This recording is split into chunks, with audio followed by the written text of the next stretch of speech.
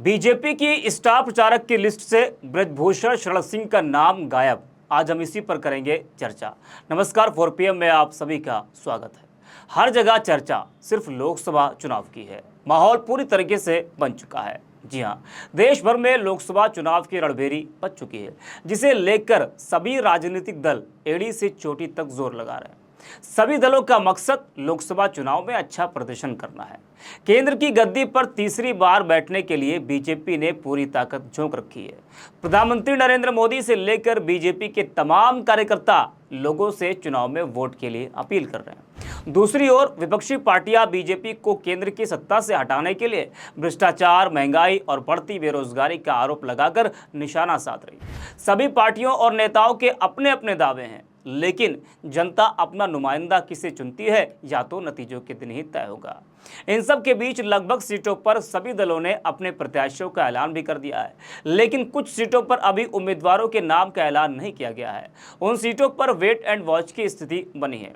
UP की कई ऐसी सीटें हैं जहां इंडिया और एनडीए गठबंधन ने अभी अपने उम्मीदवार नहीं उतारे हैं। बता दें कि रायबरेली, अमेठी और कैसरगंज से अभी इंडिया और एनडीए की तरफ से प्रत्याशी नहीं उतारा गया है। अमेठी से बीजेपी की तरफ से स्मृति ईरानी के नाम पर मुहर लग गई है, लेकिन रायबरेली और कैसरगंज समेत कई सीटें हैं जहां अभी इंडिया और एनडीए की तरफ से प्रत्याशियों के नामों का ऐलान नहीं किया गया है। वहीं आपको बता दें कि बीजेपी ने स्टार प्रचारक की लिस्ट जारी करके ब्रजभूषण शरण सिंह को बड़ा झटका दिया है। जी हाँ, स्टार प्रचारक की लिस्ट में ब्रजभूषण का नाम नहीं होने से अटकलों का बाजार गर्म है। बता दें कि भारतीय जनता पार्टी ने उत्तर प्रदेश की 80 लोकसभा सीट के स्टार प्रचारकों की लिस्ट जारी कर दी है। इस लिस्ट में PM Modi, JP Nadda, Rajnath Singh, Amit Shah, CM Yogi, MP CM Mohan Yadav समेत 40 नेताओं को स्टार प्रचारक बनाया गया है। बीजेपी ने गांधी परिवार समेत उन सभी सांसदों को स्टार प्रचारक की लिस्ट में शामिल नहीं किया है जिनके इस बार टिकट काट दिए गए हैं। वहीं बीजेपी ने सांसद ब्रजभूषण शरण सिंह, रीता बहुगुणा जोशी को भी स्टार प्रचारक न बनाकर साफ संदेश दे दिया है। अपर्णा यादव से भी बीजेपी ने दूरी बनाई है। स्टार प्रचारक की लिस्ट में बीजेपी नेत्री अपर्णा यादव का नाम भी शामिल नहीं है। दरअसल उत्तर प्रदेश की बाकी बची 12 लोकसभा सीटों पर बीजेपी को उम्मीदवारों की घोषणा करनी है। इसमें कैसरगंज, इलाहाबाद, बलिया, मैनपुरी, रायबरेली समेत कई सीटें शामिल हैं और इसमें से कैसरगंज से सांसद ब्रजभूषण शरण सिंह, इलाहाबाद से सांसद रीता बहुगुणा जोशी, बलिया से वीरेंद्र सिंह मस्त समेत कई सीटों पर मौजूदा सांसदों का बीजेपी टिकट काट सकती है। वहीं बीजेपी ने ब्रजभूषण शरण सिंह, रीता बहुगुणा जोशी, वीरेंद्र सिंह मस्त को अपने स्टार प्रचारक लिस्ट में भी शामिल नहीं किया है। इसके बाद से इन सभी मौजूदा सांसदों को तगड़ा झटका लगा है।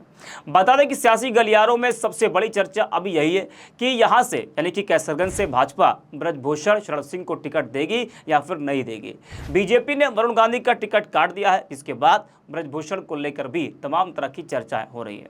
बीते रविवार को जिन 13 लोकसभा सीटों की घोषणा की है बीजेपी ने, उसमें प्रदेश की हॉट सीट कैसरगंज का नाम शामिल नहीं है, जिसके कारण कैसरगंज सीट से मौजूदा बीजेपी सांसद ब्रजभूषण शरण सिंह की धड़कनें बढ़ गई है।